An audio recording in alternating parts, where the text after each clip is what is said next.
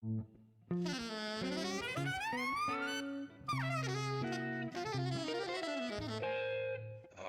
Jazz.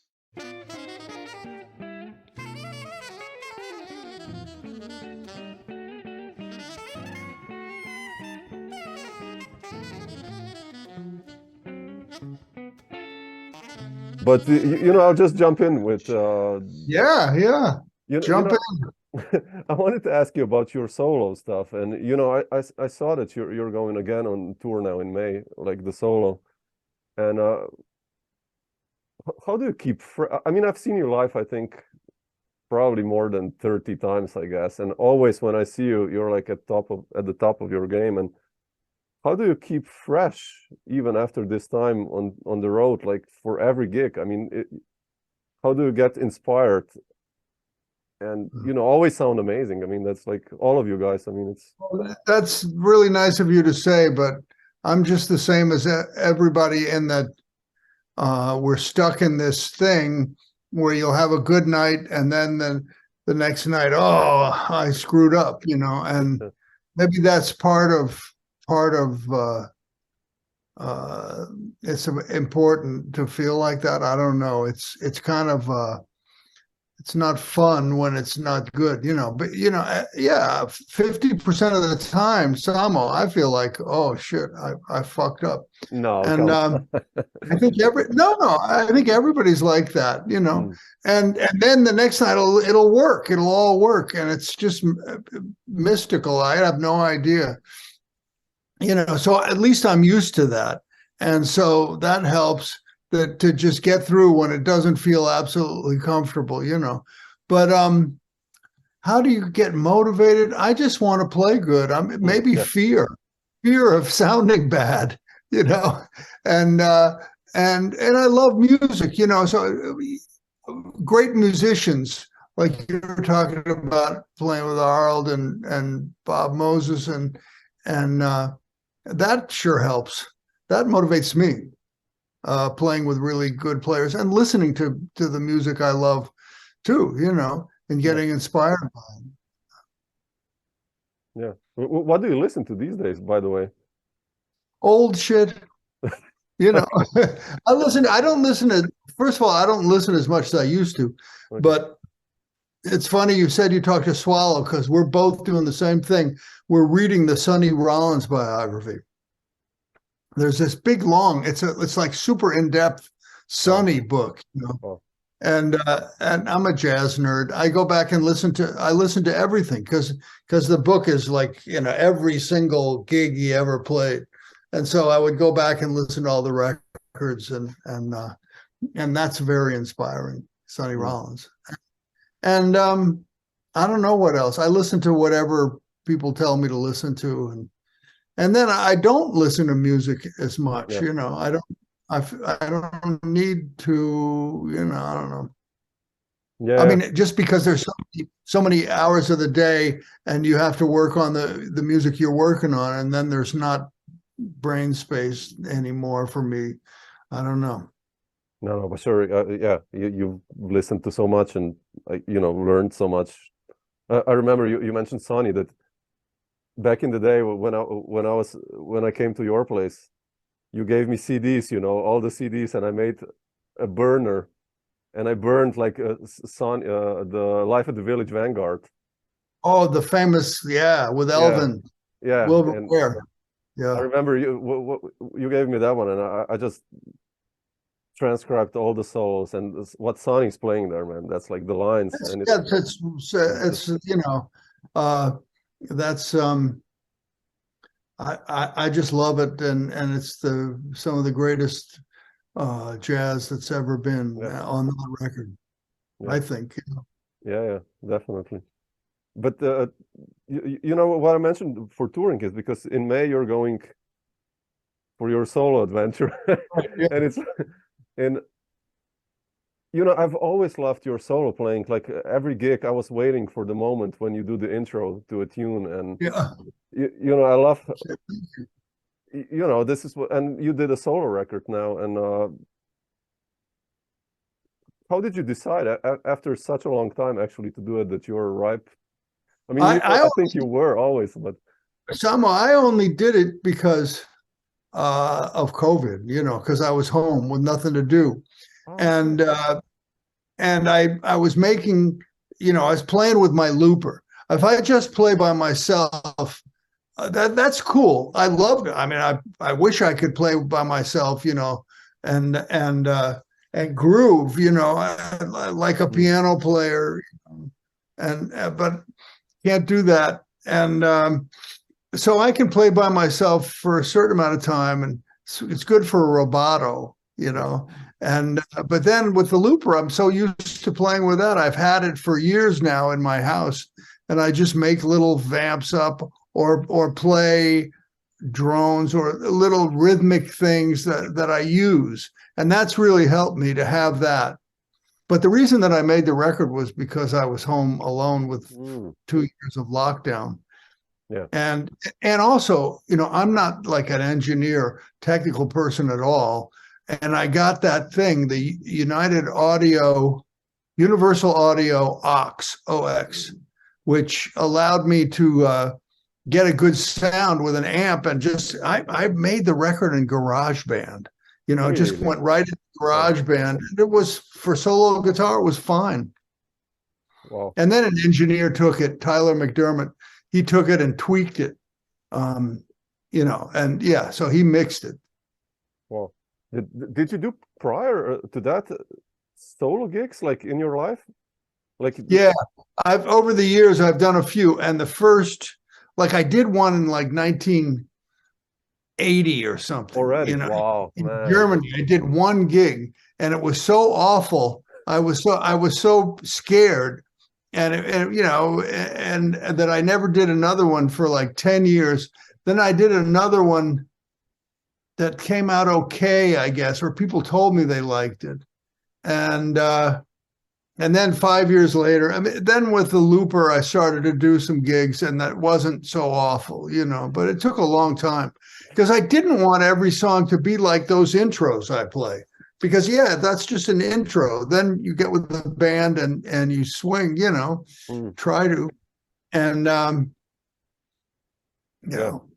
But now I'm used to doing it. Yeah, but I mean, it's like when you play solo, it's still, for me, it's you have the guys like Ben Monder or Ralph Towner, or like do some complex stuff, and then you have Bill Frisell, like, who can play a G chord, and it's just like. But it's the same. It's you. I think you play 2 notes, and it's you. And I love that when you play solo. It's just incredible, the sound and language. Thank you. Yeah. Wow. I don't know. It's been fun lately. I mean, I like, it's easy. It's just getting there, and I don't have to get the band together, and the money's better because it's only me. Sure. And but then if I do it too much, because now that the records come out and I've toured a bunch, if I do it too much, I get a little bit wonky, because I like to play with people, Yeah. Imagine, like, Keith Jarrett or someone who's done that, the solo stuff so much.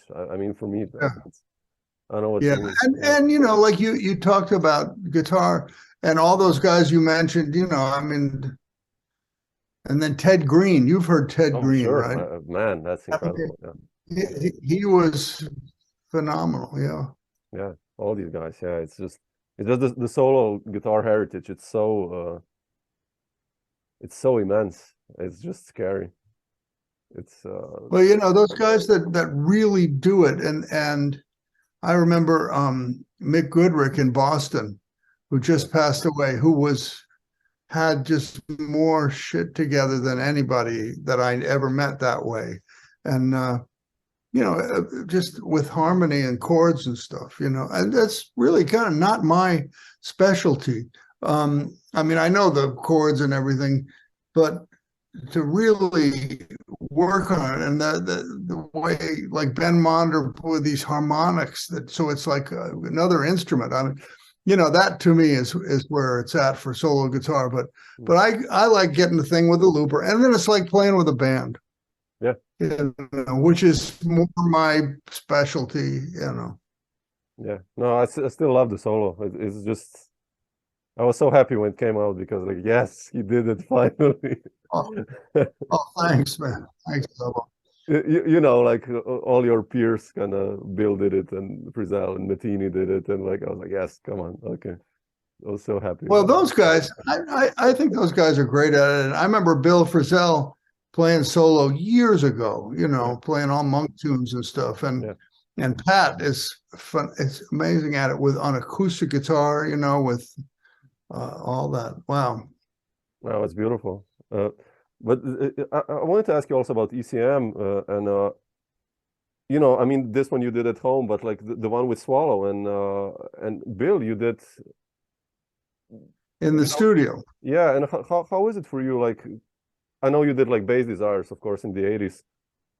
Right. Which was kind of the ECM connection, but like, how did you, working with Manfred and this label, what does this label also mean for you? And when you were younger in the 70s, I guess already.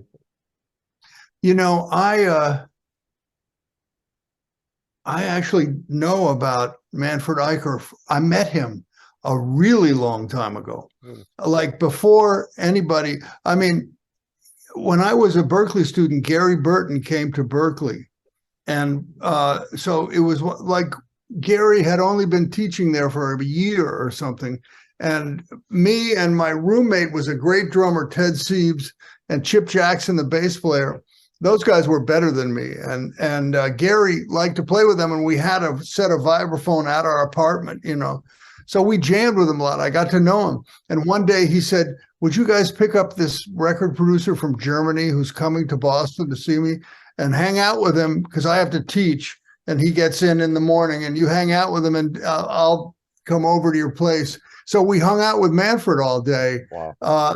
And it was when Manfred brought the test pressing to Crystal Silence to Gary, and it was the beginning almost of ECM. And I remember he brought with him German pressings of Keith Jarrett Facing You and Chick Corea's solo record. So I actually met him, before I was anybody. And I thought he didn't remember that. But then when we did Bass Desires with Mark Johnson, that and I really got to hang out with Manfred. And we did those 2 Bass Desires records. And, at that point, I could have gone, I think, he had mentioned that I could have gone with ECM. But there were these other record companies in New York, sort of like Hometown, that wanted me, that were people that I knew, that I saw, around New York City where I lived. So I never signed with Manfred, and then he has this amazing tradition with the music, but he remembered me, of course I'd been around. He knew who I was. And I did other things with Jack DeJohnette and stuff that he was involved with. But then I just sounded him, to make that record with Steve, and I just wrote him an email and he said, yeah, let's do it. And he's been great. And he really has helped me with these records because I just sort of do them on my own. And then he takes them and helps with the sound and with the sequencing and what should be on there, Yeah.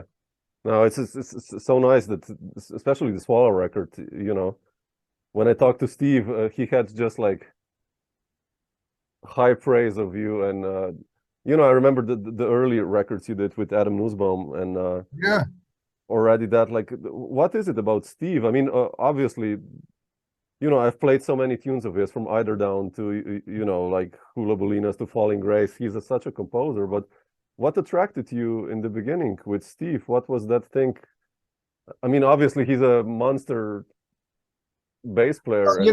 I was a fan of his because in like 1969, when I was just starting to get into jazz, the Gary Burton Quartet, they were just, with Larry Coryell and then with Jerry Hahn and Sam Brown and those bands, that was it. And that's where you could go to hear jazz guitar, and so I heard Steve a lot then. And it's pretty funny, actually. So it was the Gary Burton Quartet, but then I was learning about jazz, and I got a Art Farmer Jim Hall live at the Half Note, and there's that same guy, Steve Swallow, on bass, and there was another one. Oh, now I can't remember. There was another one where he turned up, and the record that changed my life, Footloose, Paul Bley Trio. Sure. Oh yeah, that's incredible. Yeah. With all the great Carla Bley tunes. So I was just this huge Swallow fan. And then I met him, and because he came to Berkeley to teach. And it's so funny that these guys, who I saw them as superstars, they might as well have been Mick Jagger coming to Berkeley or something. And Steve, we just hit it off. And Steve's an incredible person, and all the guys who've gotten to play with him and know him think that too. He's really special. And so as well as his incredible musicianship, he's this generous, really special person, and he's a bass player. And I was looking to play jazz, and he was really my teacher. Yeah. Did you guys ever talk about composing also? Oh, yeah. Did you ask him about how he? Yeah, sure. I think I've asked him about it. I spent enough time with him. I asked him about everything, but no, he just basically said, you should compose to me, just do it. And he kind of still does it. He bugs me. He's like, have you written any tunes? Why haven't you written any tunes? And it's just really important to him, that aspect. And he just said it so well. He said, you put in the time and you'll get something. It's just work. Yep. That's all there is to it. and I believe him. It's not as fun as practicing. Even practicing could be really hard too, but composing, I know this, you sit down and you'll have hours of nothing, but you have to go through those hours in order to get anything. What's your process nowadays with composing? Well, actually, because I don't really play piano at all, I just do it on the guitar. And then with the looper, I can put down, what would happen if this over this? And so the looper is able to do that I couldn't do before, but it's always been just with the guitar. And my process is to improvise, and if I get something happening, like real quick, I take my iPhone and record it. Yeah. Just record myself improvising. And again, it usually isn't anything, but every now and then it's something like, wow, this could be the seed for a song. Yeah. Yeah. Yeah, it's just like, do you get a sense sometimes that, when you write music, I also with you, I don't know, I've met you, I think in I took a look at the other day at some pictures. I think it was in 1995 or something like that. Wow. It was that long. Yeah. Really? It was I know it was a long time ago, but that's almost 30 years. Yeah.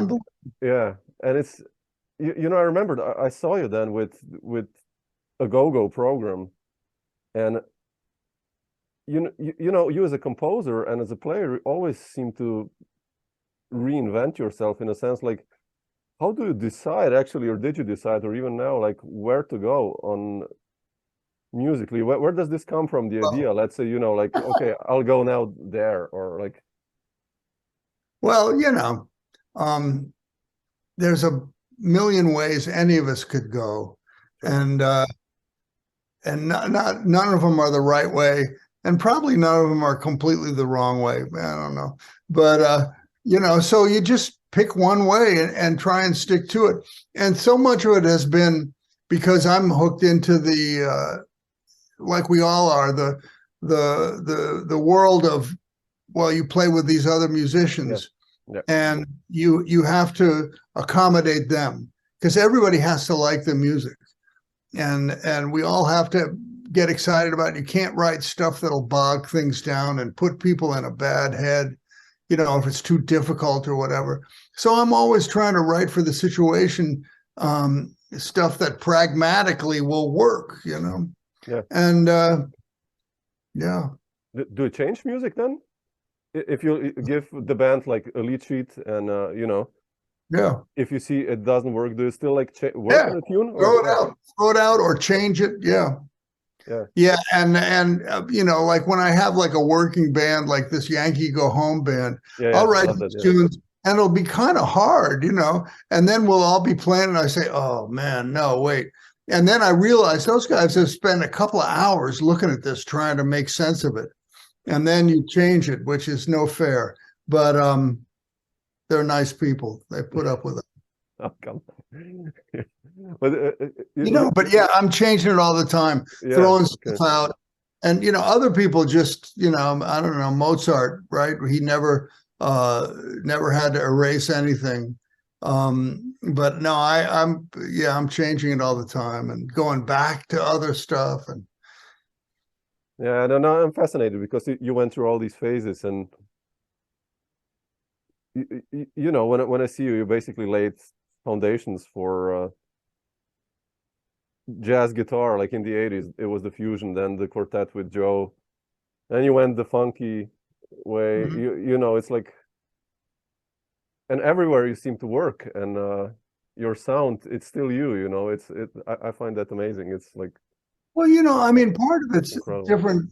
That I really did start out with kind of blues stuff when I was really young, and I was ready to let all that go. You know, by the time I was like 17, I had a archtop guitar and was trying to learn all the things you are, you know, and then fusion reared its ugly head, you know, and in the 70s, all of a sudden, fusion was a big thing. So because you know, that music had an audience, sure, you know, that was different from the rest of us playing Autumn Leaves at the coffee shop, you know. And all of a sudden there was this work, really, quite honestly. And so I liked rock and roll, you know, I liked blues and stuff. I mean, not all of it, but you know, sure. but I did like it. And so I was able to work on that part too, which I had already started when I was a kid, you know. So yeah, no, that's how that came about, you know. And and I'm reading the Sonny Rollins book, you know, and thinking about it, if it was 1953, it would be jazz all the way, you know, because that's what was happening then, you know. And yeah, but it's funny you mentioned like, you know, the beginnings of fusion. Yet at the same time, you know, you worked with George Duke and Billy Cobham, and almost at the same time it was Jerry Mulligan and Chet Baker. I think like it was literally a month apart. I was in Jerry's band for like a couple of months, and he was getting gigs, and you know, he was nice to me, and he took me from nothing, and then I met Cobham, and he offered me a gig, and I had to quit Jerry because Cobham had nonstop work and was like a rock star at that time. And yeah, they were completely different. And as you know. Yeah. How were these guys as band leaders? If you look at now, you know, like Jerry, let's say, or Billy Cobham, these early guys. Jerry was, you know, he was nice, but you know, he was a real, you know, to write out the chart. He had beautiful handwriting. Oh, really? Oh, wow. A manuscript I mean, like he could have been a copyist. Maybe he was a copyist. Oh. Maybe that's his big band background. And he had a book, you know, of songs that you played, of like 50 Jerry Mulligan tunes that he gave you, a book that somebody else had before that. And he would say, let's try this one and that one, from all his old stuff with Chet Baker and other stuff. And that was real straight ahead like that, you know, and he did some little arrangements, because when I was in his band was when he wanted to do something with guitar and vibes and piano, bass, and drums. So he was arranging that music, and, you know, he was a master arranger, really. And so he did a little bit of, you know, so that was really, you know, a little taste of this jazz great. Billy Cobham was this, at that time in 1974, when I met Billy, it was, he had just, he had like a year or so with his band after leaving Mahavishnu, and he had done a couple of albums for Atlantic, and John Abercrombie was the guitarist. But that was serious fusion. The Brecker brothers were in the band. They would have tunes 11 and in 19 and like loud as shit. It was Alex Blake on electric bass and Milcho Leviev on electric keyboards and synthesized. It was really loud. And there was no, well, there was one song that did go to swing, I remember. But, it was really that other kind of music and whatever that is. And Billy was completely committed to that and didn't want to look back. And his point of view, I think, was that, I've already done straight ahead jazz with Horace Silver and Billy Taylor and all this stuff. And I'm done with that. This is the new thing. And Mahavishnu, it was like a whole new world. Plus, they were playing big venues with thousands of people. There were college kids who didn't know shit about jazz. They were just like, oh, this cool band. But you got to remember at that time, Frank Zappa and the Mothers of Invention were rock stars, but this complicated music, and so it was really different, but it was really great for me Billy really gave me a shot, man. And because that people knew who was in his band, and I got to play with Billy, who was phenomenal instrumentalist and band leader, and the Brecker brothers were in the band, and they were I idolized them because I had heard them with Horace Silver and on their records, and so I was just so lucky to get dumped in this incredible situation. I have a picture there of you with Michael Brecker, just like right here. It's like it's such a beautiful one. But wait, you have to see this one. It's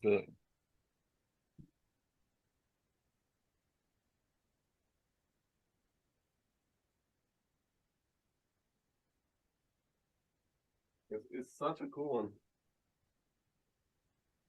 one. Wait, like, oh my gosh, isn't that a beautiful one? I mean, yeah, Mike. Yeah, he was so nice to me, and so it was great to hang out with him because before that, it had been sort of like the Berkeley kids and me, my friends that all went to Berkeley. And then we met Gary Burton and Steve, and they were very much into their thing, and Mike was from a different thing. He was like, a virtuoso who really, really understood advanced jazz music and was into the tradition of swing and that music. Plus, he could do his thing that made him a soul saxophone giant. So he had that aspect to his playing as well as jazz. And he was amazing, man. He could play drums, he could play piano, and really play, and knew it all. And just his level of thorough musicianship was astounding to me. And it was so great to hang out with him. And Randy as well, same deal. And Randy was more the composer too, because Randy was, and those tunes, were really also really conceived and orchestrated. Yeah. Did you? I mean, I know you did with Herbie, the new standard. You got to play a lot with Mike, but like, did you otherwise play a lot with him through the time? Well, I never with Mike Brecker. Yeah. So we played together in Billy's band for just a couple of months. That's when I met him. But we stayed friends. I just made sure that he was aware of me, and I would show up at his gigs. I was a fan. And we would end up playing together on different things around New York, different recordings, but also little gigs, because Mike was always playing this place. And then when he had his club, I would play with him there once in a while, and I mean, we were never in a band together until the thing with Herbie, but I remember playing with him a bunch and talking to him a bunch, just hanging out and yeah. Yeah, he's yeah, one of my favorite players ever. I mean, just the Yeah, lines. he was amazing, you know. He was like Kareem Abdul-Jabbar or something, Exactly, yeah. Exactly. on music, yeah. Yeah. But you mentioned John Abercrombie also before, and you know, I've met John a couple of times, and we talked, and after the gigs or before, and he was such a friendly guy, and I know he was almost a neighbor of you. And what's your Yes, in story with Tacoma. John? And you Well, know, you know, he was I met slightly John. older than you, right? Yes, he's older than me, and John was, you know, he went to Berkeley and everything, but that was before me. He was like Mick Goodrick's age, Yeah. so he was, I would say, 6, 7 years older than me, probably, maybe more, maybe Yeah. a year less. Yeah. I don't know, but I met him also that one year. You know, before I met Mulligan, or around the same time, I had met. I was an Abercrombie fan because I'd heard him in different bands, Billy Cobham's being one of them, but also little like some jazz stuff. I remember hearing him with Jeremy Steig, the flute player, where they were playing more just jazz, you know, not electric super jazz, and I knew he was really good. I had some recordings that was on that I really liked. I had one that was, I believe it was a guy named Mark Cohen. Oh yeah, that's Mark Copland, who piano Mark player. Cohen, Yeah, sure. Yeah. a piano player, but he was an alto player. Yeah. And Abercrombie was on it, and Jeff Williams, and I think Frank Tusa. I forget who played bass on that. But anyway, you know, so I had these kind of obscure records, and because I was really looking for guys who played, you know, modern jazz, but on guitar. There weren't as many. And then in the summer of '74, before I met Jerry Mulligan and everything, I went to Carl Berger, the late Carl Berger, who just died. Yeah. I went to his creative music workshop as a student. Really? And it wasn't in Woodstock, though, where he had it after that. It was at Ornette Coleman's loft on Prince Street. And it was amazing. And every day they would have Carl would have a different artist come. One day it was Ornette who talked. One day it was Lee Konitz and Chet Baker played a concert there. One day it was Richard Teitelbaum on synthesizer, early synthesizer, right? And one day it was Ornette who gave a talk, which was amazing. One day Carl played trio with Dave Holland and Ed Blackwell. Wow. And then one day it was Dave Holland, Jack DeJohnette, and John Abercrombie. Oh yeah, and I just went up to John, and you know, it was a small group of like 60 students, and they put on this concert workshop, and I just got to meet John, and I was in town, and we became friends. And he was immediately just the most wonderful, giving guy. But we played, you know, and I went to his little apartment and we jammed. Yeah, and you did Solar, right? Yeah. I love that. Yeah, and after that, over the years, then we became friends. We were hanging buddies. We'd hang out at this club, Bradley's, you know, where we'd stay all night. It was crazy. And we would play some. And then eventually we made the record Solar. Yeah, it's so beautiful. Yeah. I wanted to ask you about your playing with John. When I listened to I mean, I transcribed John's solos and your solos from that record, by the way, and also the comping. Yeah, I had too much time with it.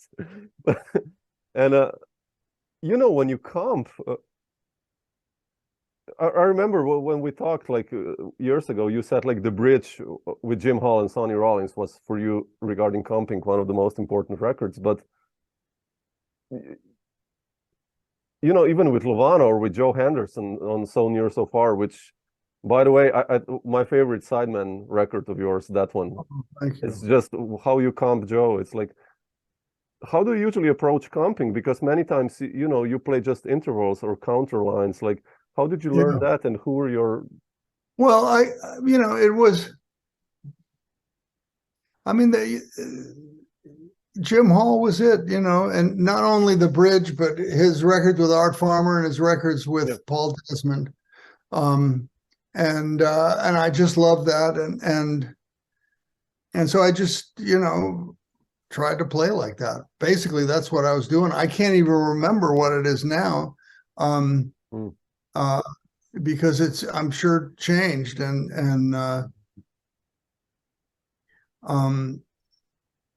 I mean, there were some little things that people would tell me, like just way early on, when you could play the third and the seventh, that you didn't have to play the whole chord. And then I remember on an early record I did with Terra Masahino, Ron Carter was the bassist, and he told me we were playing an intro together, something, just the two of us. And he said, listen, you can't don't play the root. I'll play the root. It's fucked up with both of us playing the root. And I was like, oh, a light went off. Like, of course, and that's been the great thing with bass players, with guitar, is we can, unite and make this thing. With piano, they can just take over everything. But with guitar, you got to work in there with the bass, and I'm sure piano has to do that too. But that's the fun of playing with the bass player and making the music. Yeah. Speaking of bass players, like how I think you played with almost all the greats in the history, and but you mentioned Ornette before, and I know Ornette was also important for you. And how was your meeting with Charlie Hayden? And yeah, it was. I didn't play with them all that much, but over the years, a few times, quite a few, and we did some duo gigs together too. Seriously, oh man, there's no recordings of that. But Charlie, he had this thing with volume, right? And he made me play acoustic guitar. He was like, we can do it, but you can't play that electric guitar. That's too loud. Wow. Okay. And one time he asked me to come sit in with his band at a festival where I was playing. He knew I was playing there. He said, come play a tune or two with my band. And I got there. And I was there with my amp and everything. And he goes, oh yeah, you got that amp. Well, just he told me to set up like by the exit on the stage, like really far away from the band, But I idolized Charlie. I had been a huge fan of his, like all of us. And I remember, as a guitar player, we relate so much to the bass players. Yeah, and sure. when you and I came on the scene, the bass had developed into this solo instrument. So it wasn't, it was really a lot to learn from listening to those guys, like Ron Carter, Charlie Hayden, Steve Swallow, Gary Peacock, and all the greats, and Eddie Gomez. I used to hear him with the Bill Evans Trio, and Miroslav, and these guys that took these incredible. It was so much to really inspire you as a string player. Charlie, just there was a level of ears and sensitivity that was phenomenal with him. Yeah. When you did Time on My Hands, how was that? Like, you were 30 something. Yeah. And, I mean, that might have been the first time I ever played with him. But he was this, he and Jack DeJohnette were these established, the jazz greats. And I, just called him up and met his price, and he showed up and got into it. We rehearsed and just went in the studio. Yeah. Yeah, I love that record. This, for me, the tunes. There's one ballad there, "Time and Tide." I don't know if you remember that one. I do, yeah. Man, yeah, I've been playing that again, but yeah. Oh, you should just your solo there. I know it's improvised, but it's like a composition. Your impro Thank you. I'll go back and listen. Just really check it. I know it's a long time ago, but. Man, that was an incredible experience for me to get those guys and to go in the studio. And you know, when you don't have any time, but you know their music, and you know, at that point I'd spent years trying to fit in with that style, you know, and so it sort of sped everything up to all of a sudden be there with them. And we had just one rehearsal, you know, and all of a sudden there we were. And it was very inspiring. When you were a band leader in that situation, I mean, did you feel a lot of pressure, or were you completely relaxed back then? If you, no, I felt the pressure to play good always. I'm sure my nervous system was jacked up, and yeah, I was the band leader. But whatever those guys wanted to do, you know, I think I was just trying to make it comfortable for them so we could play. Yeah. I'd had those tunes, though. I made them play my tunes anyway. And again, I think I had written with them in mind and Joe Lovano in mind. Yeah. Like, but with Jack, you really connected then later, right?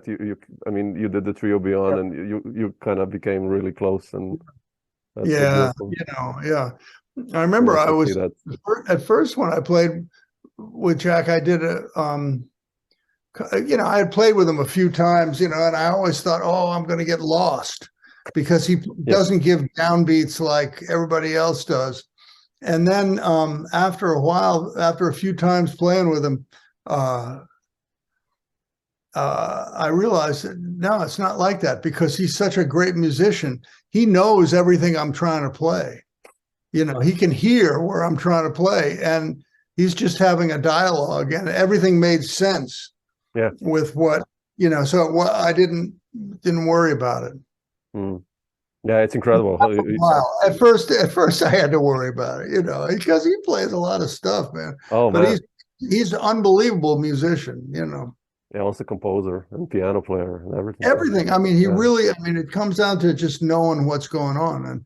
And even though he's a quote unquote drummer, he's comping. I mean, talk about comping. It's a dialogue with him, you know, and it's his rhythm, his sense of rhythm is fantastic, and phrasing. Yeah. Jazz phrasing, whatever you want to call it, you know, I loved it. And it was so great to play with him. We did Trio Beyond a bunch with Larry Goldings, and we also played with a group called Hudson in quartet. Yeah. Oh, I love it. John Tedeschi and Larry Grenadier and Scott Colley. Yeah, it's a good. I wanted to ask you about Lovano. Like, when did you first time play with Lovano? Actually, we became friends when we were Berklee students. Oh, already then? Okay. Yeah. And I remember, Samo, the first day I heard Joe play the saxophone because my first year at Berklee, I had to take academic courses, which I dropped out of that part of the program pretty quickly, you know, and just did music. But I took, I remember I had to take French, and it was so boring. I was like, I'm not into this at all. And at the classrooms at Berklee, they had windows, and there was this air shaft, you know, and on the other side of the air shaft was another window where there was this band playing, and I could hear this incredible saxophonist, and I could only see the top of his head. I couldn't see his head. I just heard this, and I thought, wow, now, you know, all the kids at Berklee, we all, you know, there's a lot of really good sax players that had chops and the sound, and actually everybody was starting to copy Brecker, you know, his version of Coltrane, you know, and Joe sounded different, you know. He was swinging super hard, and I remember when I heard him, and then we got to be friends, and he had a loft with Kenny Werner and Jamie Haddad. Oh. And another saxophonist named Bill Drews. Oh man, Billy Drews! Oh, one of the greats. So those guys, and Steve Slagle too, really? The alto player. Yeah, they all lived together, and they had this place where you could start playing at 6 o'clock at night, and that's you didn't the factory. stop. Yeah, at the factory. Yeah, Lovano. So you heard Billy about Drew this. told me. Yeah, Billy Drew told me.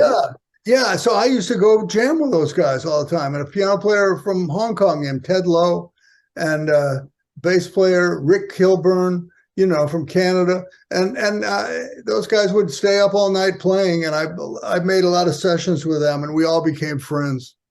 Okay. Yeah, because you and Lovano, it's like, it's interesting to hear you with Lovano and then, Frizzell. And it's such different worlds, but it works amazingly. It's so beautiful to. Well, I always felt the hookup with Joe. And the thing is, Joe just listens so hard. He makes you a part of the sound. He'll make his sound go with you, and that's what Bill Frisell does too. He just works in there with whatever's going on. That's his foremost concern. It's always seemed to me when I hear Bill play and when I did play with him. Yeah. And so, I mean, it's different, because Bill's so different. We played different kind of music, I think, with Lovano, maybe, but that group was something else with Paul Motion. It was unbelievable. Did you ever play with Paul otherwise? Little tiny bit, but he always had Bill. He started his group and he got Bill right away, so he didn't need me. And at that point we played on oh man, I remember now that you mention it, when I was way before Time on My Hands or any of that, it might have even been, it was in the 70s, probably late 70s. I called Paul for a gig, and I did a trio gig with him and Mark Johnson. Oh man, is that recorded somewhere? Yeah, I don't know. It might be into some box of tape somewhere. Oof. But Wow. so I knew Paul, and then we played on a Mose Allison record together. I was just a Paul fan. I wish I'd gotten to play with him, but him and Charlie, wow. Yeah, John, just one last thing I wanted to ask. Wayne Shorter also left us quite recently, and you guys cooperated together. How was it like for you to work with Wayne on Quiet? I mean, or did you? It was incredible. But how that happened was when I got my record deal with Blue Note, I wanted to get Wayne to play on Time on My Hands. Seriously? Oh man. And wow. because I knew Wayne a little bit, because back in the Billy Cobham days, we played opposite Weather Report all the time. So I was like, a fan, and I just was there, and Wayne, we would talk a little bit. And then I finally asked him, would you play on a record? He said, okay. And I thought, oh my God, Wayne's going to make this date, And then he called me back. He said, you know what, John? I don't think I'm going to do it, but maybe some other time. So then when I made Quiet, I thought maybe he'll actually do it. So I called him again. He says, okay, I'll do it. But on that record, we overdubbed him. Ah, okay. Yeah. We're not in the studio together. Don't tell anybody. Yeah. But we overdubbed him. We use technology. So Steve Swallow, who was the producer and bass player on Quiet, and I flew to LA, and I got a studio near Wayne's house. But he was amazing because the music, it's beautiful. It's got changes and stuff. It's not hard, but you have to look at it first. And when I went to Wayne's house and went over the songs. I think I had been in LA like a month before that. And I went to his house and we just looked at the charts. And he wanted to know exact voicings for certain things. Wow. He didn't want just like F minor. He wanted to know, which was cool because I had written them like that with guitar voicings. So I wrote those out for him like that. Wow. And then he nailed it at the session, just not no star shit. He learned the music enough to make sense out of it, and so I knew he spent a little bit of time with it, which he didn't have to because he was Wayne Shorter and he could have done whatever he wanted to. But what a musician! I mean, yeah. Greatest of our lifetime, and all. But You know who else did that with me once was Jim Hall, because this festival in Perugia, they asked me to play a duo gig with Jim. And I had known Jim because I had taken lessons from him back in the early 70s. And we had stayed in touch loosely. And so they asked us to do this duo gig. And I said, absolutely. And then I talked to Jim on the phone and he said, listen, send me one of your tunes, you know, and I'll learn it. And I sent him this tune, which was on Quiet. I don't know if it was before or after Quiet, but it was can't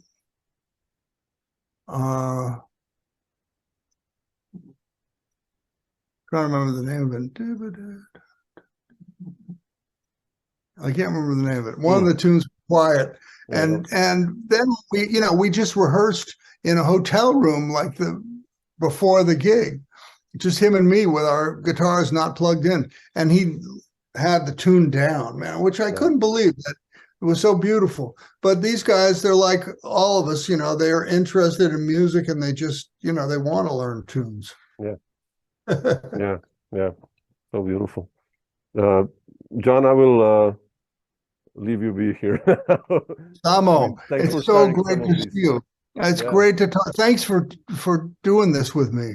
And it's great to know you all these years, man, and see what you've done with the music yourself, you know, so congratulations. Man, if it wasn't for that's like, but for the remainder of this year, I mean, you have the solo tour, and then another tour, right? I made a new record for ECM, a trio record. It's going to be a double CD. It's me and Bill Stewart on drums, Vicente Archer on bass. We play some standards. We play some old rock tunes that we totally fuck with and make free jazz out of them. And we play some of my tunes. And that's coming out. And then we'll tour in Europe at the end of the year and onward. Fantastic. Beautiful. It's the name of the record is Uncle John's Band. And now that's a Grateful Dead tune that we played. And I thought, when am I going to get a chance? Because this tune, you know, we took it and we totally go crazy on it. And I said, when am I going to have a chance to name a record like that when I'm playing a song that's got my name in it? Yeah. Yeah, so that's the name of it, Uncle John's Band. When is it coming out, by the way? September, I think. Okay, fantastic. Wow. I wanted to ask you about when if you're preparing something new, but now you answered it. So. Yeah, that's the next one. Yeah, September. Beautiful, man. John, thanks so much for sharing some of these thoughts. Thanks, so much appreciated. And let's stay in touch, man. Thank you so much for doing this. Yeah, thanks for taking the time, and I hope to catch you seriously live. And I would love to. I would love to hang out, and if you do, let me know, and then we have dinner and do the whole thing. You know. Yeah.